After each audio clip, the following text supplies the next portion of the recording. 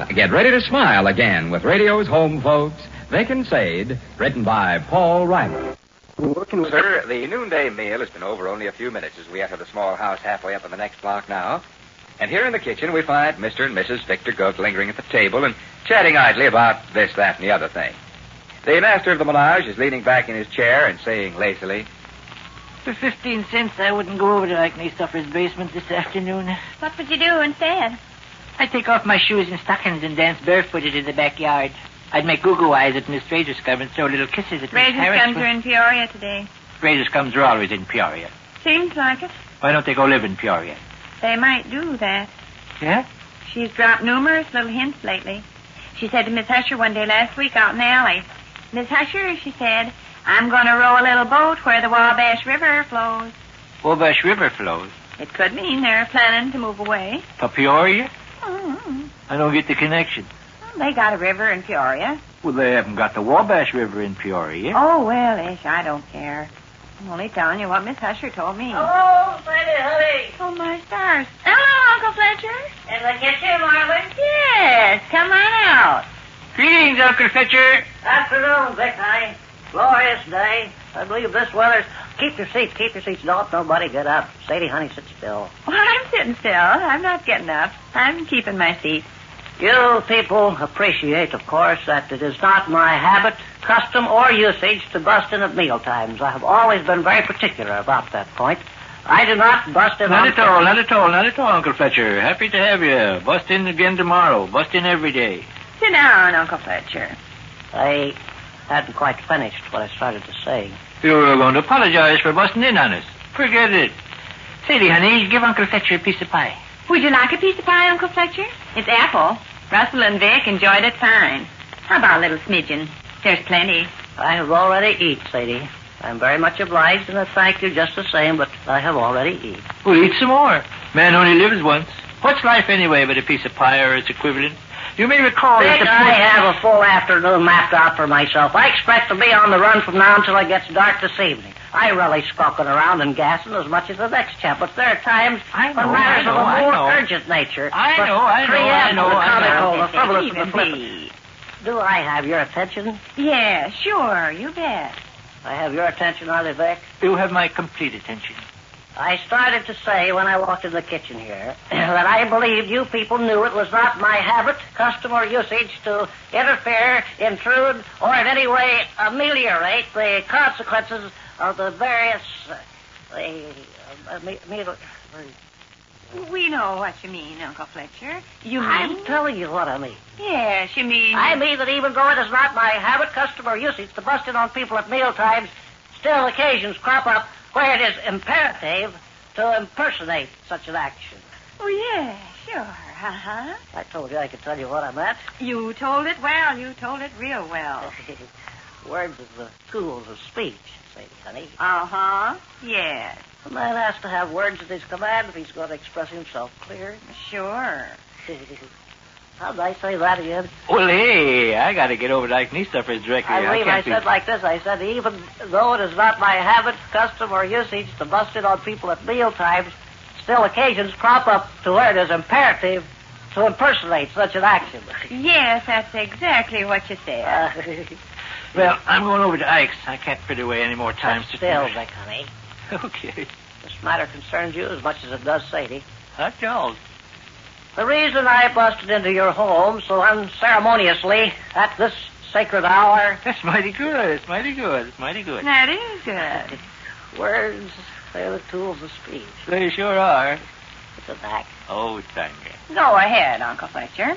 The reason I busted into your home so unceremoniously at this sacred hour, Sadie and Vicky, honey, enormous new developments of a startling nature have occurred. Oh, my. In connection with your landlady getting married? In connection with my landlady getting married. Have they set the date? No. Uh-huh. However, Uh-huh. I confidently look for Mrs. Leota Keller and Mr. Harry Thedburn to set the date for their wedding within the next 2 weeks to 20 days. Oh. What's the trouble, Vic, honey? Nothing at all. You're suffering pain? It just passed. Uh-huh. The enormous developments of a startling nature, what are they, Uncle Fletcher? It is Miss Keller's wish, Sadie, honey, that you people invite 2 of your friends to the ceremony. Oh? The ceremony is to be a quiet ceremony, kind of small ceremony. There'll only be a handful of people present, but there are a few dear loved ones. Miss Colorfield should be privileged to ask a few dear loved ones to be on deck. I don't just follow all that. I do. He means that Miss Keller wants me to invite a couple of friends. Miss Keller wants you to invite a couple of friends. Miss Keller wants me to invite you to invite a couple of friends. I think I begin to see. Well, he means that She Miss says Keller she would begins like... to see. She says she begins to see. Oh, pardon me for living. Why, how sweet of Miss Keller. Yes. You see, Vic, she's not only inviting us, but she's inviting 2 friends of ours. Well, I get it. I got it the first time. Why, how sweet of Miss Keller. Yes. She's paying us a real lovely compliment, and you tell her we appreciate it. Now, Sadie, honey, just for the fun of it, what 2 friends do you think you would select to attend the wedding offhand? Why, I don't know. Jojo, the dog-faced boy, and Homer Heck from Norman, Oklahoma, that don't even own the socks he wears. Leave her be, Vic, honey. Somebody ought to poison me. I'm so mean. Just offhand now, Sadie, what 2 friends do you think you would select? Mr. and Mrs. Ted Stenbottom? I do it. I knew you'd say that. Well, is there... Mr. and Mrs. Ted Stembottom. I would have bet a copper you'd say Mr. and Mrs. Ted Stembottom. Oh, is there anything wrong with Mr. and Mrs. Ted Stenbottom? Yes. What's wrong with them? I'll explain, Sadie, honey. Go ahead. Your first reaction was just like mine was. You never had a chance to think. Well, think what? If Ted and Ruthie Stenbottom Your aren't... first reaction was the same as mine was. I grabbed it at horse hairs of the wind, too. Hey, now listen, Uncle Fletcher. I won't My stand... first selections was these. My first selections was Pelter Unbleat and I.Y. Skeever. They're both firm friends of mine, but... Now, look, if Ted and Ruthie Stenbottom, for any reason in the world, aren't welcome... Sadie, honey, consider. This wedding ceremony will be wrote up in the newspaper. Everybody will read it. Well, so which? I'm saying... Think how much better a newspaper article will read if the guests are out-of-towners. Oh, ish. Think of how much more fancy and distinguished if the guests are out-of-towners. Ish. As far as that goes, I changed my first 2 selections when the impact of that thought hit me. I threw Pelter Unbleat and Y.I.Y. Skeever in the garbage bucket, and I selected Roy Dejectedly from Dixon, Illinois, and Dwight 26er from Dismal Seepage, Ohio.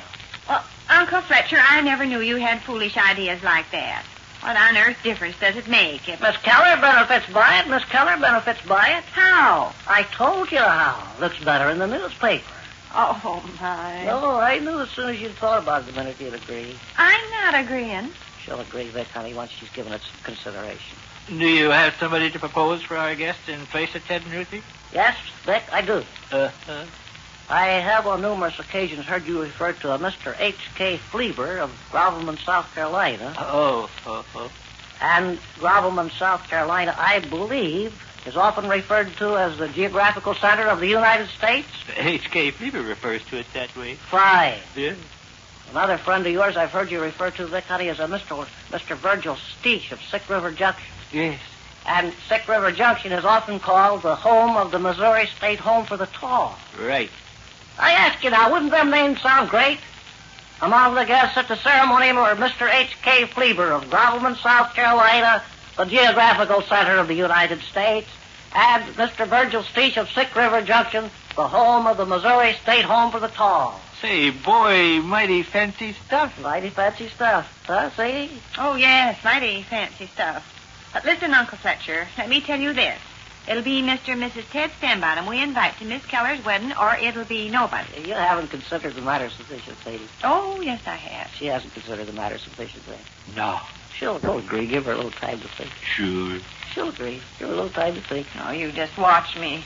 Among the guests at the ceremony were Mr. H.K. Fleeber of Grovelman, South Carolina, the geographical center of the United States, and Mr. Virgil Steech of Sick River Junction, the home of the Missouri State Home for the Tall.